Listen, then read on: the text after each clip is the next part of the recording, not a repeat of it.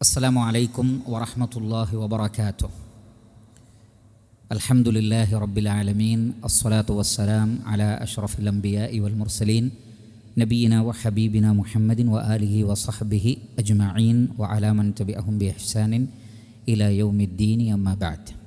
പ്രിയ സഹോദരന്മാരെ, സഹോദരികളെ, പരിശുദ്ധ ഖുർആനിലെ ഏതാനും ചില വചനങ്ങളും അതിൽ നിന്ന് ലഭിക്കുന്ന ചില പ്രധാനപ്പെട്ട ആശയങ്ങളും എൻ്റെയും നിങ്ങളുടെയും ശ്രദ്ധയിൽപ്പെടുത്തുവാനാണ് ഉദ്ദേശിക്കുന്നത്.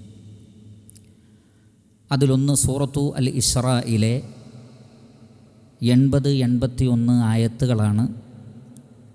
അതൊരു പ്രാർത്ഥനയാണ്. നബി സല്ലല്ലാഹു അലൈഹി വസല്ലമയോട് പ്രാർത്ഥിക്കാൻ വേണ്ടി അല്ലാഹു സുബ്ഹാനഹു വ തആല ആവശ്യപ്പെടുന്ന ദുആ ആണ്. അതിലുള്ളത് വഖുൽ, നബിയെ ഇങ്ങനെ പ്രാർത്ഥിക്കണം: റബ്ബി, എൻ്റെ റബ്ബേ, എൻ്റെ രക്ഷിതാവേ, അദ്ഖിൽനി മുദ്ഖല സിദ്ഖിൻ, സത്യസന്ധതയുടെ പ്രവേശന മാർഗത്തിൽ നീ എന്നെ പ്രവേശിപ്പിക്കണമേ. വ അഖ്രിജ്നി മുഖ്റജ സിദ്ഖിൻ, സത്യസന്ധതയുടെ പുറപ്പെടുന്ന ഭാഗത്തുകൂടെ, വാതിലിലൂടെ നീ എന്നെ പുറത്തേക്ക് കൊണ്ടുവരികയും ചെയ്യണമേ. വജഅല്ലി മില്ലദുൻക സുൽത്താനൻ നസീറ, നിന്നിൽ നിന്ന് എനിക്ക് സഹായകരമായി തീരുന്ന ഒരു സുൽത്താൻ, ഒരു ഹുജ്ജത്ത്, ഒരു പ്രാമാണികത, ഒരു ആധികാരിക ബലം നീ എനിക്ക് നൽകുകയും ചെയ്യണമേ.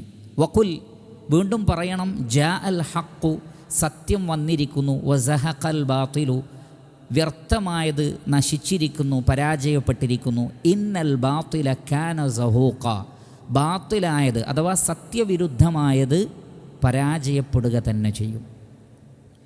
ഈ ആയത്തിൻ്റെ വ്യത്യസ്തങ്ങളായ വശങ്ങൾ നമ്മൾ പഠിച്ചു മനസ്സിലാക്കിയതാണെങ്കിലും ഉലമാക്കൾ സൂചിപ്പിക്കുന്ന ഒരു പ്രത്യേക പോയിൻ്റ് ഇതിലുണ്ട്. അഥവാ സത്യസന്ധതയുടെ പ്രവേശനത്തിലൂടെ പ്രവേശിക്കാനും സത്യസന്ധതയുടെ ബഹിർഗമന മാർഗത്തിലൂടെ പുറത്തേക്ക് വരാനുമാണല്ലോ ദുആ ചെയ്യുന്നത്. അതിലടങ്ങിയ ഒരു പൊരുൾ മനുഷ്യൻ്റെ ജീവിതത്തിൽ സത്യസന്ധതയും ധാർമ്മികതയും ആദർശവും സ്ഥിരമായി നിലനിൽക്കണം എന്നതാണ്.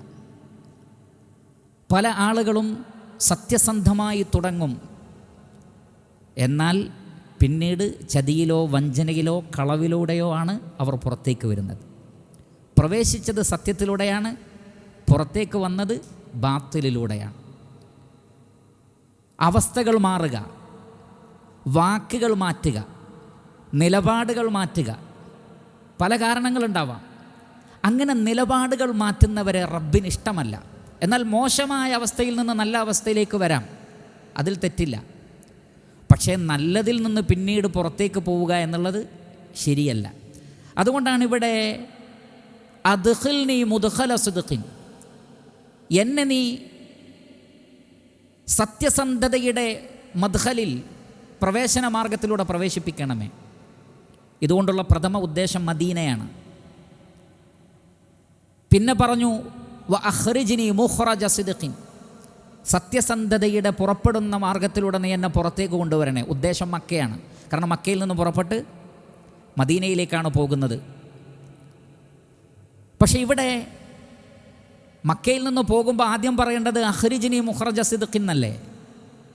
അല്ല, നേരെ മറിച്ച് ഇവിടെ പറഞ്ഞത് അദ്ഖിൽനി മുദ്ഖല സിദ്ഖിൻ, പിന്നെയാണ് വ അഖ്രിജ്നി, ഇഖ്റാജ് പറയുന്നത്. കാരണം എന്താണ്? നമ്മൾ തുടക്കം ഒരു പക്ഷേ സത്യസന്ധമല്ലെങ്കിലും ഒടുക്കം സത്യസന്ധമാണെങ്കിൽ, ഹുസ്നുൽ ഖാത്തിമയാണെങ്കിൽ അത് പരിഗണിക്കപ്പെടും.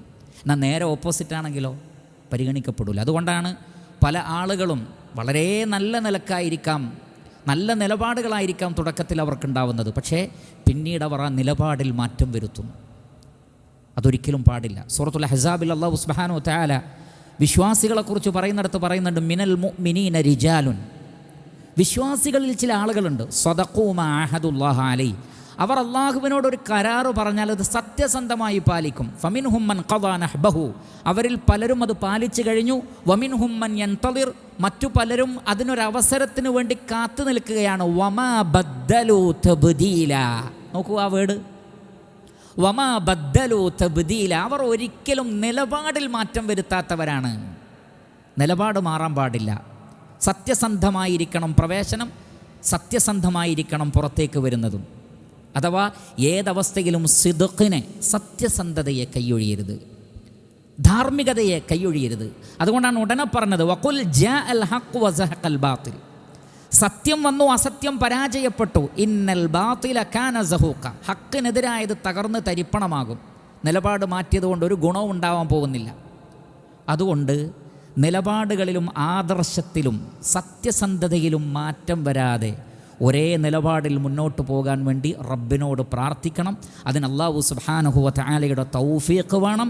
ആ തൗഫീഖ് ലഭിക്കാൻ ഉതകുന്ന ഒരു പ്രാർത്ഥനയാണ് ഈ ആയത്തുകളിൽ ഉള്ളത്. ആ പ്രാർത്ഥന കൂടി നമുക്ക് പഠിക്കാവുന്നതാണ്. 80-ാമത്തെയും 81-ാമത്തെയും ആയത്താണ് സൂറത്തു അൽ ഇസ്രായിലെ.